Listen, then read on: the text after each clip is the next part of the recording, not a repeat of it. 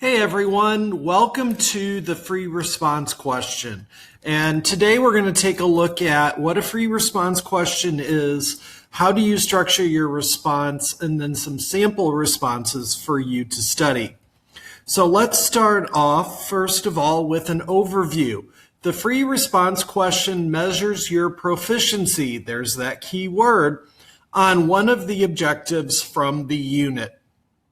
So the prompt of an FRQ is the objective itself. There's no change to it. So if you look at the bottom of your curriculum framework, or you look at the beginning of each of the lesson PowerPoints, you'll see the objective there. So that's what we give you for our free response question. You'll answer that in one paragraph. It doesn't have to be a super long paragraph. You're not writing a major essay here. You're responding to a prompt. And FRQs, like all of our objective assessments, are worth 10 points, and we'll score those with the rubric. This is a thesis-driven essay, similar to what you do in English class, and it uses evidence from history to support that thesis. At the bottom, you see this is a sample FRQ. It is exactly like it is on the curriculum framework. So our structure for FRQs is T. We're going to create T, or spill the tea, if you're careful, to see what structurally you do in this paragraph. So your first sentence is always your thesis. And your thesis is something that states what you are proving. So you're going to look at the objective, and then you're going to craft a response, an argumentative response to that. When you write your thesis statement, you should pull from the prompt, actually go to the words of the objective and use those in your thesis statement. However, you can't just copy the words from the objective as they are. You need to put a word in your thesis that makes it an opinion. We recommend using significant or significantly in your thesis statement. If you have one go-to word that you use over and over, it becomes a habit. In an ideal thesis, a perfect thesis, you'll also have a roadmap. It will tell the reader what you're going to prove in that paragraph, what your main points are. The second thing you need is evidence, and evidence is descriptive. You're going to describe historical trends, events, or specific references to support your thesis statement. This is really where you show your reader that you know your history. So your descriptions should be clear and concise. They don't have to be overly wordy. We're not looking for you to impress us with a big, voluminous answer. I guess I shouldn't say voluminous when I'm talking about being concise. But a thesis is descriptive, and it should reflect the knowledge that you have. Ideally, if you're answering an objective and there are bolded words in the learning goals for that objective, we would like to see those pop up in your response if they're appropriate. Those bolded words will indicate that you have a higher level of knowledge about a historical topic. Finally, you've got argument. An argument explains how or why the evidence you've just presented supports the argument, the thesis that you're making in the beginning. You don't restate the evidence, you draw a conclusion about the evidence using how or why that links that evidence to your argument. An argument statement should be an original idea that you have. Ideally, when you write an argument, the word because will appear in your response. If you use that, it generally shifts you and forces you to create an explanation in your writing. It's a great way to make sure that you don't slip back into description. So once again, thesis states, evidence describes, argument explains. And there you have it. That's the basics of writing a FRQ paragraph. A couple notes about the physical writing of your FRQ. In your essay, you actually want to label the T. So at the end of the first sentence in which that appears, you will put in parentheses T for thesis, E for evidence, A for argument. So here's a sample here of an essay where this is a thesis statement, and we end that sentence with the T in parentheses. I made mine red so it really stands out because I'm doing it in Word or Google Docs. I'm not sure if you'll be able to do that in Google Forms or not, but you can certainly insert it in there. The one that usually confuses people is they don't know where the E goes for evidence. It goes at the end of that section. So if you have 4 sentences of evidence, it goes at the end of the 4th sentence. Next up, when you put the word significant or significantly in your thesis at the beginning, do it in all caps. That calls the reader's attention to it to show them that you're making an argument. And in the same way, at the end, if you use a because statement in your argument sentence, do it in all caps. You see significant up here is all capitalized, and then down here, because is all capitalized as well. It's just little tips that Ms. Oberly-Dahm and I have learned from the AP reading that really calls attention to a reader who might start to get tired or their mind is wandering, that you have those key components in your essay. Okay, so we're going to do this prompt. Explain the causes of exploration and conquest of the New World by various European nations. This is a one-task objective. You're just explaining causes. That's all you need to do. So here is a sample response. See if I can nudge this out of the way. There we go.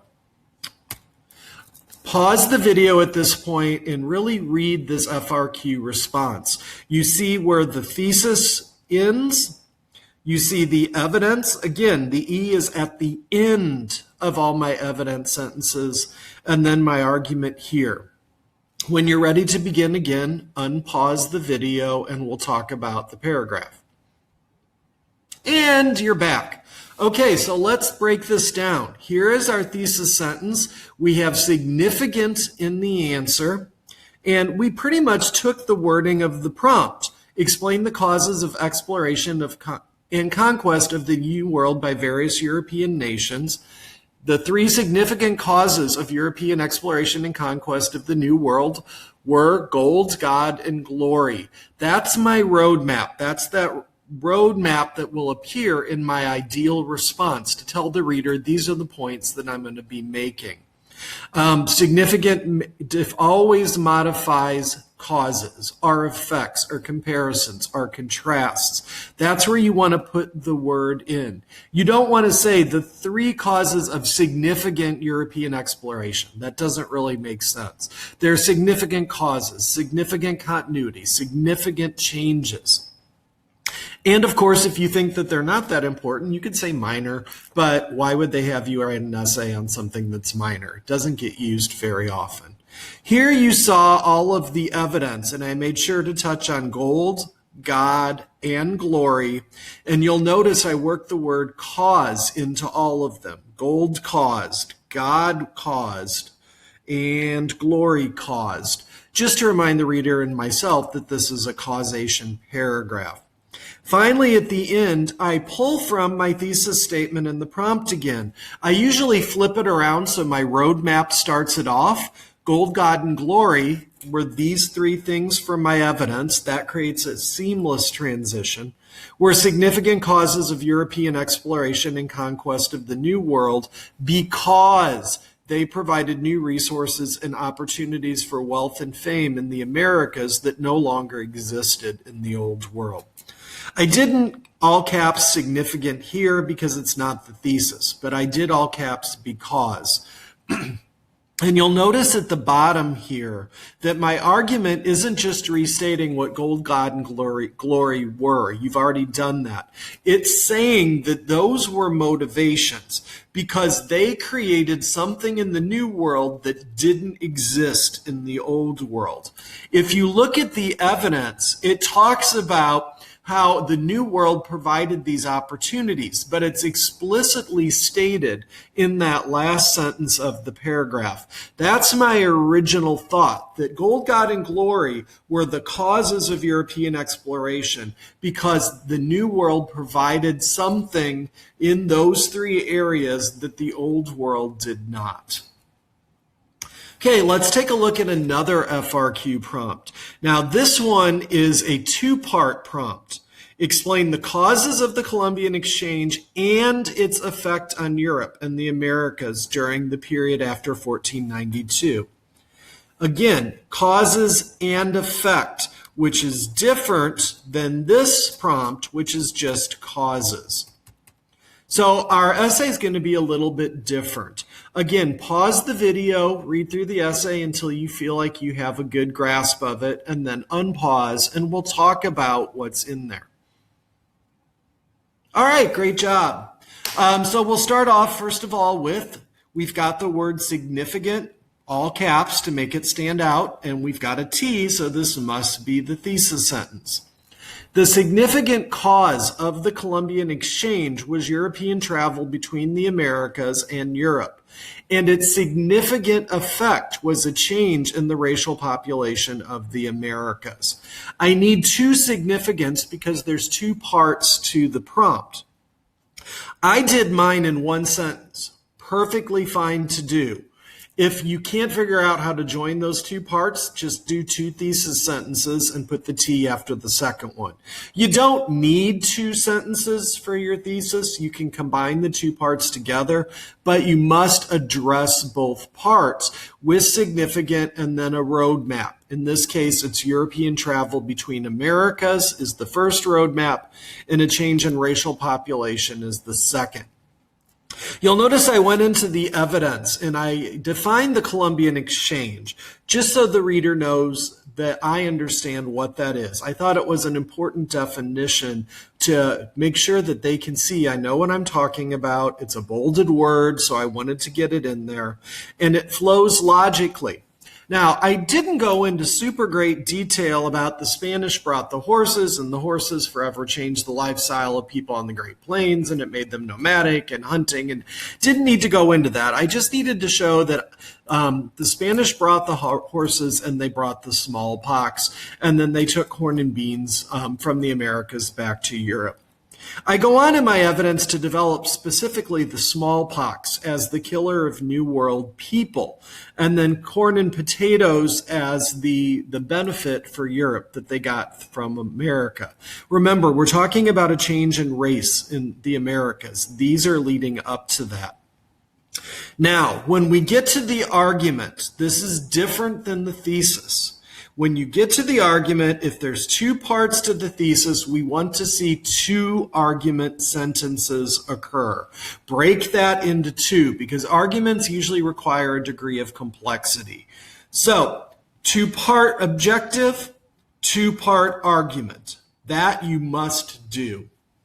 Okay, so here, the significant cause of the Columbian Exchange was Europeans because they were the ones who moved plants and animals and diseases between Europe and the Americas, and the natives weren't doing that.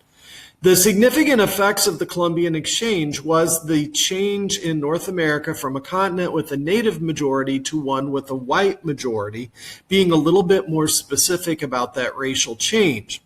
Then I go on to talk about how the Columbian Exchange and the food that went to Europe led to overpopulation and people without jobs, and the disease in America wiped out the native population who was the labor force. So it was a natural change that Europeans would come to fill those labor positions in the Americas.